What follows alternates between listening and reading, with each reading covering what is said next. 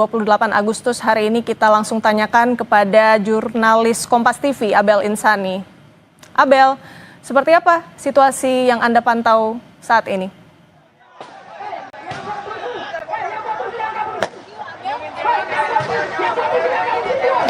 Iya, saudara, saat ini situasi di depan kantor DPR RI ini memang terlihat cukup.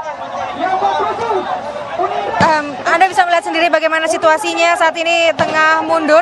Ini karena ada beberapa suara dari kembang api yang dilemparkan ke arah massa aksi demonstrasi yang saat ini sedang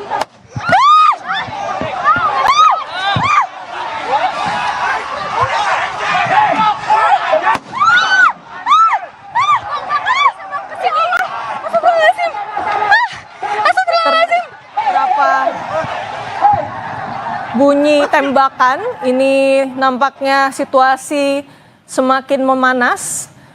Polisi tampaknya sudah melakukan tembakan gas air mata ke arah pendemo. Melihat eskalasi, kita lihat visual terkini tampak penjagaan yang terus dilakukan oleh kepolisian. Ini untuk sebagai penebalan tentunya, dan tadi sempat kita mendengarkan laporan singkat dari jurnalis Kompas TV Abel Insani bahwa situasi di depan gedung DPR ini semakin memanas dan sempat terdengar ada suara tembakan, saudara. Dan di layar Anda sekarang bisa Anda saksikan ada kepulan asap.